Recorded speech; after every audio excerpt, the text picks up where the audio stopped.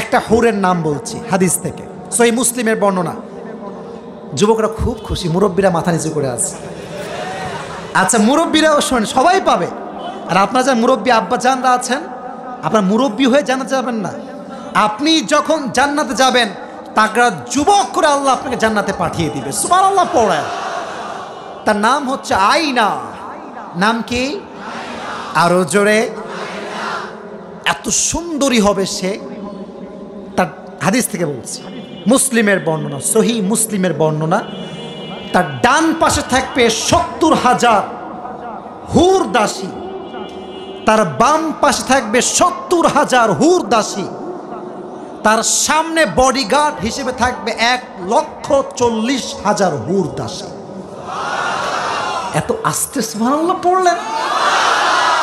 তার চোখগুলো হবে ডাগর ডাগর চোখ। যখন সে জান্নাত থেকে বের হবে, একটা অ্যানাউন্সমেন্ট দিবে। এটা শুনলে আমার খুব ভালো লাগে। এই অ্যানাউন্সমেন্টের সঙ্গে আমার একটা মিল আছে। শুনবেন আপনারা?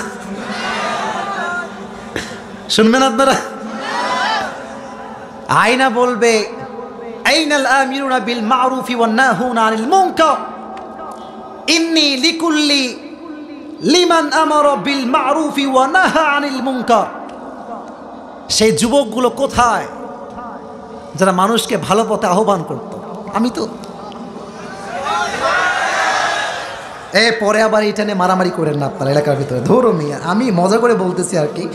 যেই যুবকের কারণে আরেক যুবক জান্নাতি হবে, যেই যুবকের কারণে আরেকজন যুবক ৫ ওয়াক্ত নামাজি হবে, তার জন্য আল্লাহ আয়না নামের হুরকে প্রস্তুত রেখে দিয়েছে। তারিক জামিল একদিন বয়ানে বলছেন আয়না হুরের কথা। তাই একজন পাকিস্তানি যুবক এসে বলছে, হুজুর মুঝে আপসে এক সওয়াল পুছনা হ্যায়, এক সওয়াল পুছনা চাহতা হুঁ। এটা প্রশ্ন। বলছে, বাবা কি প্রশ্ন বলো। বললো যে হুজুর, ये जो आपने एक हूर का नाम बताया आईना, कि ये सिर्फ एक होगा या उससे भी ज्यादा होगा? এটা কি একটা না অনেক বেশি? তো বলছে যে কেন? বলছে अगर एक ही होगा तो कोई साहबी इसे ले जाएगा, मैं नहीं पा सकता इसे। তো বলছে হুজুর কয়টা হবে? তো হুজুর বললেন, বাবা শোনো, আমার কাছে বসো, আমার পাশে বসো। বলছে देखो बेटा, अल्लाह जो है ना, वो जो चाहे वही कर सकता है। दुनिया में जितने अच्छे लोग बढ़ जाएंगे, अल्लाह उतना ही आईना हूर पैदा करता जाएंगे। যত ভালো মানুষ বাড়বে, আল্লাহ তত বেশি আয়না নামের হুরকে প্রস্তুত করে দিবে। সুবহানাল্লাহ পড়ে। তবে হুর শুধুমাত্র স্বপ্নে দেখলেই হবে না, বাস্তবেও পাওয়া লাগবে। এক যুবক সারা জীবন নামাজ কালাম কিছু পড়ে নাই। কথা কি বোঝা যায়? আমি শেষের দিকে চলে আসছি। তো যুবকটা শেষ বয়সে ভেবেছে যে যা করছি করছি, এবার হজ করে ভালো মানুষ হয়ে যাব, আর কোনো বদমাইশি করব না। তো যখন যুবকটা মোটামুটি তাগড়া যুবক, ওমরা করতে গিয়েছে মক্কার সামনে। तो अल्लाह के बोलছে, अल्लाह मैंने अपनी ज़िंदगी में बहुत गुनाह किया है, अगर मेरी तौबा कबूल हो जाए तो मुझे अभी के अभी उठा ले। আল্লাহ আমি যদি তওবা কবুল হয়ে থাকে আমাকে এখনই মরণ দাও, মৃত্যু দাও। তো বেচারা 7 তওয়াফ করে আসছে অলরেডি। আর দেখবেন বাইতুল্লাহর যে চত্বরটা, উপরে কিন্তু ছাদ নাই, ঠিক আছে না? উপরে দেখবেন রোদের তাপ পুরো হাজিদের চাঁদের উপরে এসে পড়ে, চান্দু গরম হয়ে যায় একেবারে। তো যুবকের অবস্থা খুবই খারাপ। 7 তওয়াফ করে আসছে, আরও রোদ। ওই দোয়া করার সঙ্গে সঙ্গে রোদের তাপে অজ্ঞান হয়ে পড়ে গেছে। তো যুবক অজ্ঞান হওয়ার পরে মক্কার সব মেডিকেল টিমরা সবাই আসছে, একে উঠাও, মেডিকেল নিয়ে চলো। অবস্থা খুবই খারাপ। মেডিকেলে ভর্তি করা হয়েছে। যখন চোখ যুবক খুলছে মেডিকেলে যাওয়ার পরে, দেখছে যে পাকিস্তানের যুবক ভাবছে, কিরে রুম তো সুন্দর, চতুর্পাশে সাদা, বেড সাদা, রুম সাদা, দেওয়াল সাদা, বালিশের কভার সাদা, হিসাব মিলছে না। একটু পরে উঠেছে, উঠে একটু চোখ তুলে তাকাইছে গেটের দিকে, দেখছে অনেকগুলো মেয়ে বসে আছে। এগুলো হচ্ছে নার্স। এগুলো কি মাশাআল্লাহ, সবার সাদা পোশাক। নার্স দেখবেন হোয়াইট কালারের ড্রেস পরে। তো যুবক বলছে ইয়ার জান্নাত ভি আ গিয়া, হুর ভি আ গিয়া। যুবক অনেক খুশি। তো আসলে কি যুবক জান্নাতে গিয়েছে না মেডিকেলের রুমে?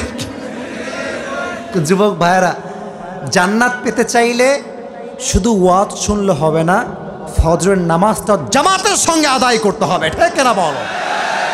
আমি আশা রাখছি আগামীকাল থেকে নীলফামারীর এই প্রত্যেক এলাকার মসজিদে মসজিদে যুবক দ্বারা ভরপুর হয়ে যাবে। রাজি আছেন তো ইনশাআল্লাহ? আর যারা, লাস্ট মেসেজ, যারা জান্নাতের হুর পেতে চাও, দুনিয়াতে বেশি বেশি প্রেম করবা। হ্যাঁ না না? হ্যাঁ না না? শোনো, যদি আচ্ছা আমার একটা সমস্যা আছে। দেখেন 1 ঘন্টা কতগুলো হাদিস বললাম, কতগুলো আয়াত বললাম, হিসাব আমার কাছে নেই। অহংকার করছি না, শো অফও করছি না। আপনি দেখবেন আমি যখন ওয়াজের মাঝখানে জাস্ট 30 সেকেন্ড যুবকদেরকে নিয়ে বলবো, ওই টিকটকার যারা আছে এটা নিয়ে এমন ভাইরাল করবে, আর আমার মতো দাড়ির টুপিওয়ালা হুজুররা বলবে যে আসিফ হুজুর খালি প্রেমের ওয়াজ করে। আপনারা আমার চাক্ষুষ সাক্ষী। আজকে আমি বাড়তি কথা কোনো বলছি? ফাউল কথা আজকে বলছি? প্রত্যেক দিন এই ওয়াজগুলো করি, কিন্তু সমস্যা কোথায় জানেন? এখন শর্ট ওয়াজ চলে, এখন ফুল ওয়াজ কেউ শুনতে চায় না।